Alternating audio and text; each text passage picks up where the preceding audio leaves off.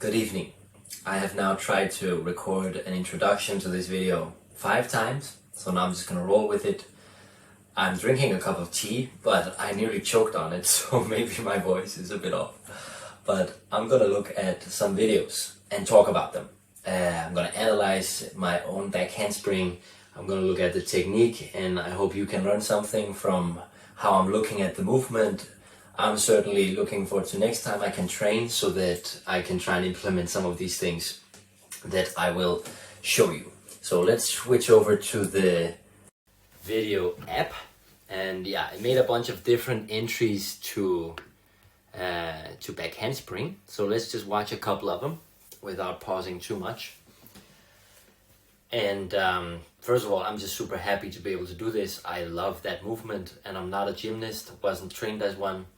So this is one of the movements that for me feels the coolest to be able to do, for sure. There's nothing like jumping over and having that sense of getting to the ground. And I could talk for ages about that, but let's get into some technical stuff. One of the main things about the handspring is you have to lean back, which I'm doing here clearly. You can see my center of mass is clearly behind my feet. The question though is if I'm leaning back enough. So one of the things I noticed, which I'll talk about first, is in all of the jumps, even though I'm leaning, I'm traveling backwards, look at the direction of my hips when I jump.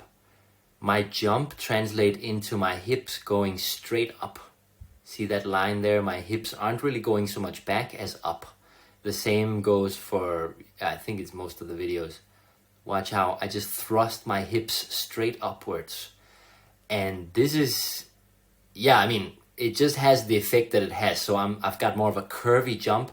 Basically, it's because I'm throwing my arms and arching my back that then eventually my hip is pulled forward or pulled backwards in the direction of my jump. So my hips are only moving straight up. My center is being elevated. But then because of the whip of my arms, that's what pulls me around. And this is what shows me that even though I'm leaning, I'm not leaning fully enough. My hips should be traveling upwards, yes, but also more at a 45-degree angle backwards to give me more of a traveling over the floor. Look at a couple more here from the Macago. Yeah, there's the same, the vertical hip thrust instead of leaning more back. Let's see. Yeah, there it is. And of course I have to do it. I have to elevate my hips somewhat to get around, but it's clearly too much in the upwards direction because I should be able to get my hips to move backwards just from my jump. Okay, so I hammered that detail home. Let's look at the next thing. It's pretty clear in all the videos, just look at those nice bent knees right there. If I had more of like tempo, more speed, maybe I would trust that I could pull over or arrive over without bending my knees. This is a way of shortening the leverage and I'm able to get around, but if I had more energy or more speed, I would maybe be able to straighten my body out. And here there's a icky mental factor because I've only been, well, yeah, again, as I said, I haven't been trained in this movement.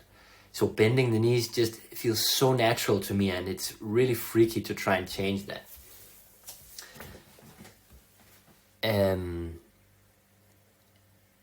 Yeah, and these two things, the fact that I bend my knees and push upwards like that, it gives me kind of a short distance that I travel, and it means that when I come out of the movement, my energy is going straight into the ground. So I'm not really able to, well, in some of them, let's see, one of the, maybe the Arabian, the cartwheels, some of them I have some energy going backwards. You see I'm springing out, like getting a bit of that spring out. But most of the cases I'm just kind of like dropping down into the ground, like they're landing heavily. I don't like I'm ready to continue or almost even do a backflip there.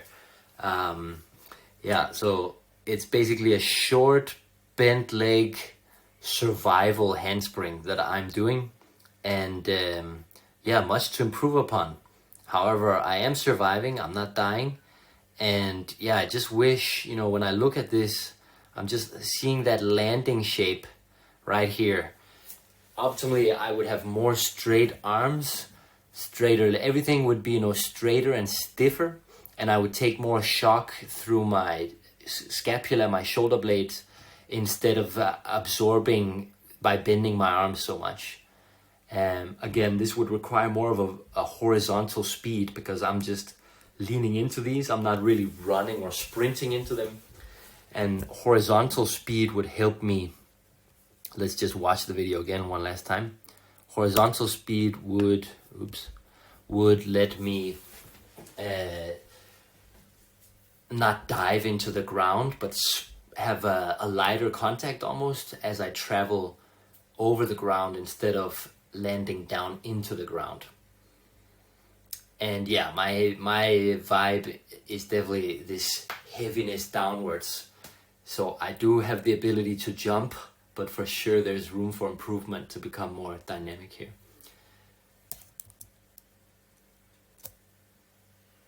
I hope that wasn't, here's my oatmeal, friends. I hope that wasn't too much of a waste of your time. And this kind of shows how, there's the camera, shows how video is really powerful tool to actually see what my body is doing, and then think about, like, you know, the angles, the like I observe that I see some links between what I remember I was doing, my experience from inside this quick movement. When I see it from the outside, it looks different than what I expected. But this lets me link those things very nicely together and gives me new imagery that I can use or draw upon next time when I'm out there gonna give it a go again.